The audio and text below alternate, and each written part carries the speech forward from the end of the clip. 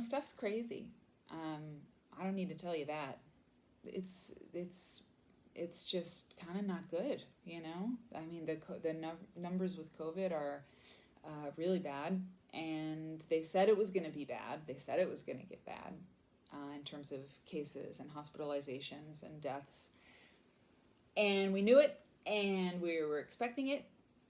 And I mean in the US and here in the UK, and now it's happening. What they said would happen, which was a huge wave, and it's very frightening. And my husband had a friend who died of COVID a few months ago.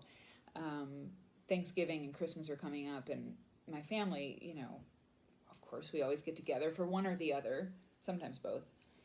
And we're just not sure, that that's a good idea. The experts, the medical folks who go to school for many, many, many, many years to understand these kinds of things, they're like, don't do that.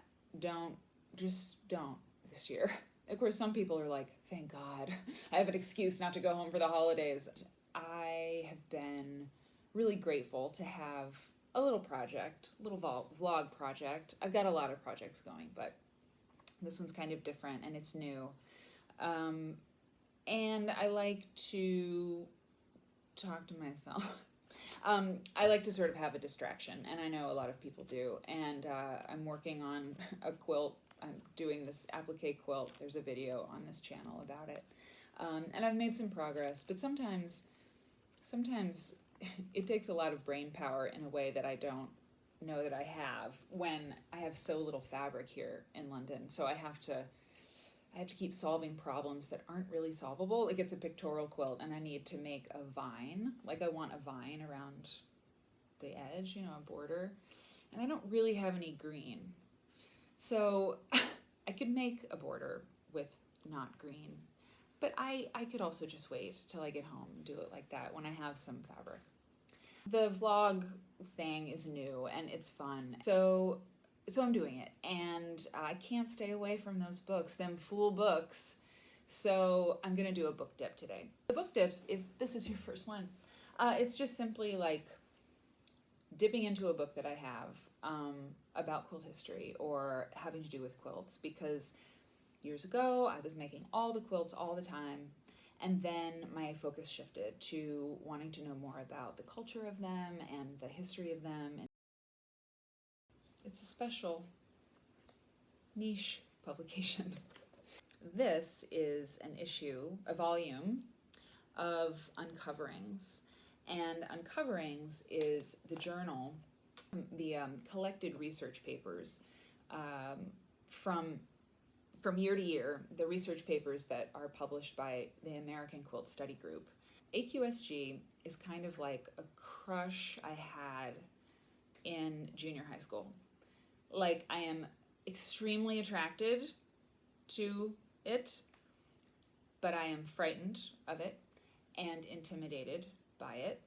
I want to get close, and yet when I get close, I lose my words, I can't speak, I do something stupid, So I'm a member of AQSG. I'm pretty sure I'm in good standing. I think I should check that. And it's for quilt nerds, and I probably shouldn't put it that way, but I will, because it's true. People who are into studying quilt history or quilt, the life of the quilt, people who are quilt scholars because they got a degree from the University of Nebraska Lincoln through the International Quilt Museum. You can actually study quilt history and get a degree in it. It's amazing. There are people who are anthropologists that are members. You have history professors, of course. Some people are academics. Other people are like museum people. They do lots of things. You can apply for a grant through AQSG and get money to do a research project pertaining to quilts. Obviously, if you want to study like water reclamation history, AQSG's, it's not where you want to go. Still a pro tip. They do seminars. I went to one long ago. Before I was interested in quilt history, my mother dragged me to an AQSG seminar, and it was just not my jam. I was not into quilt history at that time, and they did like a big, there was like the keynote address was on like indigo, I remember being in my hotel room a lot, just sort of like, But that's okay. And actually, it's a good point because you might not be into this stuff now, but years later, you might be. And they also publish a thing. They publish Uncoverings. So every year, people submit their scholarly papers that they have written about a topic in quilt history or culture. And, you submit your fancy paper, let's call it what it is. You submit your fancy paper to the editor of Uncoverings. I'm pretty sure there's like a peer review process. I know it's a rigorous process if you want to be included in Uncoverings. And then the ones that are approved get published in Uncoverings. And the AQSG organization started in 1980 by a woman named Sally Garut. And she, by all accounts, she was just awesome. She was so cool. I saw a picture of her once and she had groovy glasses. Well, not groovy glasses. They weren't like shaped like hearts or anything. But she had like cool glasses and like a blazer on. And she just seemed like, I don't know, she seemed like somebody you wanted to hang out with, and she wasn't, your typical stereotype, total stereotype with some truth to it, of like a historian, with like a sort of a disapproving look. Some historians have a disapproving look. It happens. But she seems sort of like, a little bit more chill than that. And I really like that because, I'm super into this topic. I really like reading about quilts because it allows me to think about the world in a very specific way and history in a very specific way. But I'm not an academic and I'm not a scholar. I'm an amateur quilt scholar, which means I do it for the love of it. Amateur it comes from the Latin amare, which means love of. So if you're an amateur shipbuilder, I don't know why that came to me. If you're an amateur shipbuilder, you do it for the love of shipbuilding. You just love it. An amateur woodworker, So I brought the Uncoverings from 2011 and I tabbed a few things, but I don't remember what I tabbed. I don't remember what interested me in this particular issue. Not all of them interest me. Like chintz quilts and stuff, I like try to get into that.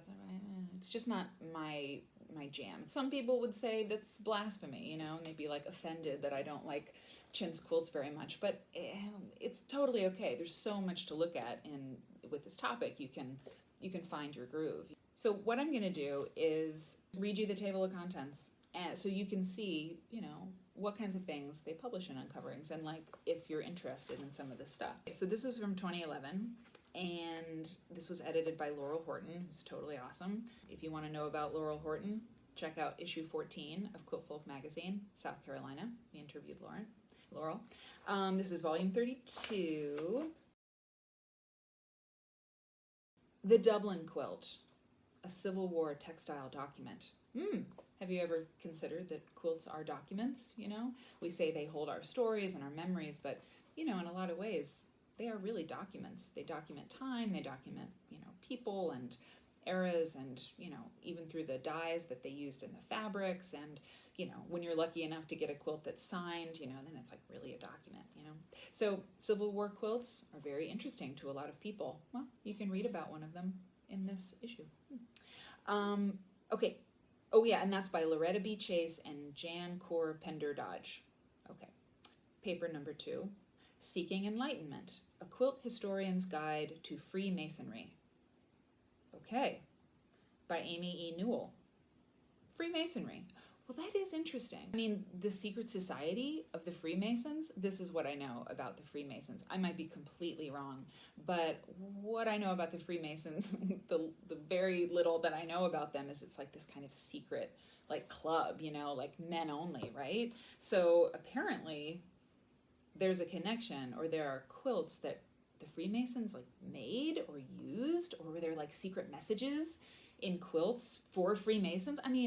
That's pretty interesting. I would want to check that out, and maybe it would fascinate me and maybe it would not, and that's fine. You don't have to like love every topic. Okay, next paper. Tiveve.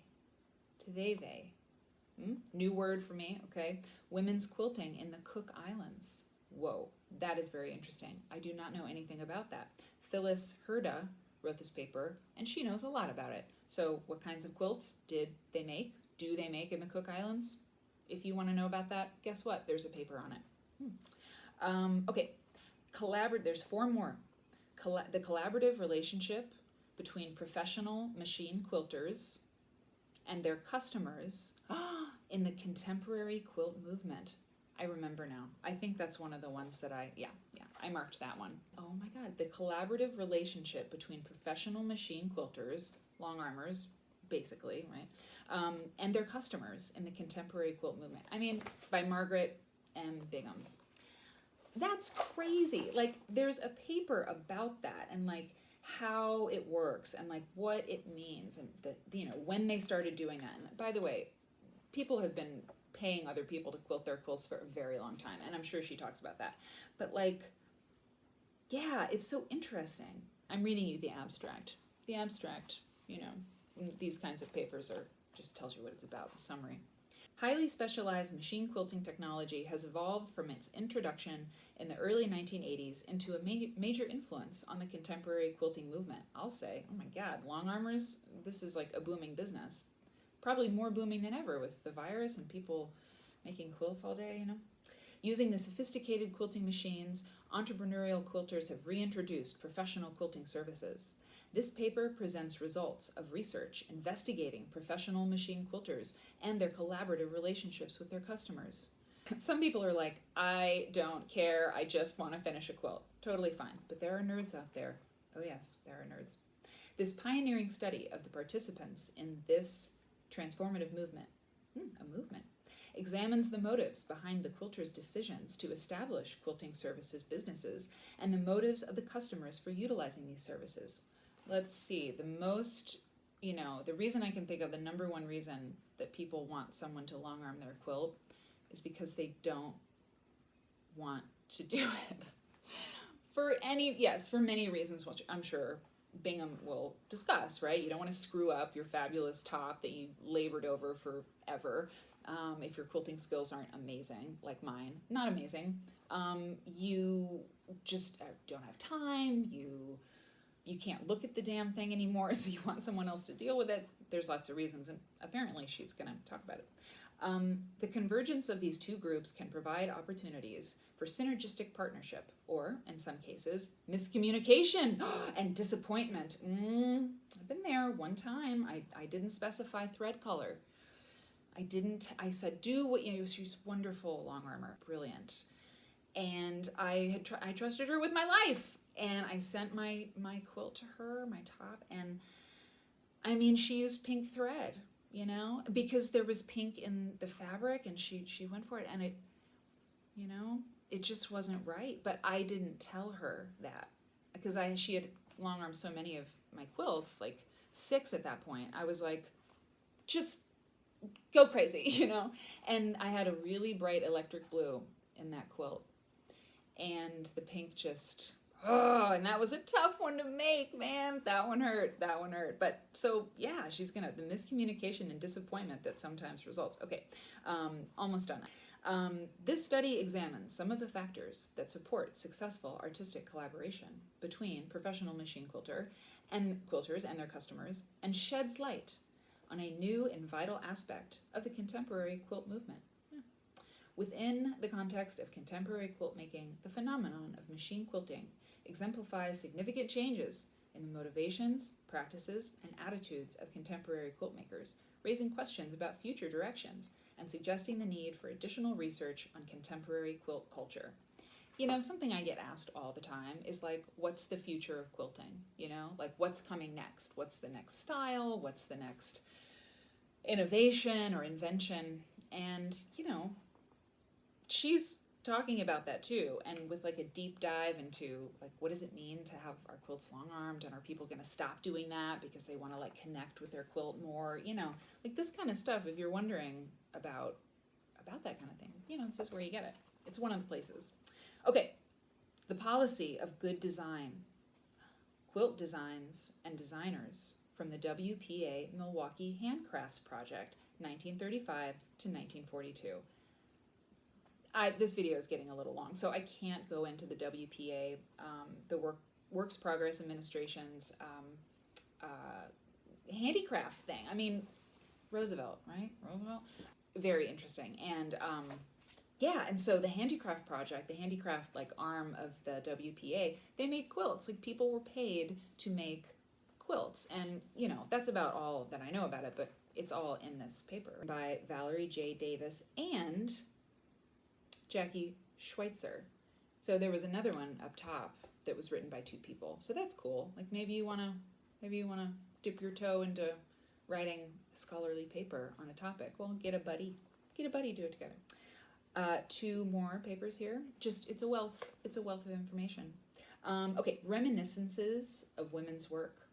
Chintz applique album quilts of the First Baptist Church of Philadelphia by Carolyn Ducey. Carolyn Ducey is gonna kill me if she ever sees this because she is amazing, and now I bet I dissed chintz quilts. If Carolyn Ducey's talking about it and writing about it, I'm in. I'm there for it. I have changed my mind about chintz quilts entirely. 100%. I love them. She's that good. Deborah E. Crack, K-R-A-A-K, Crake, I don't know, has written Patchwork Prints in America, 1878 to 1900.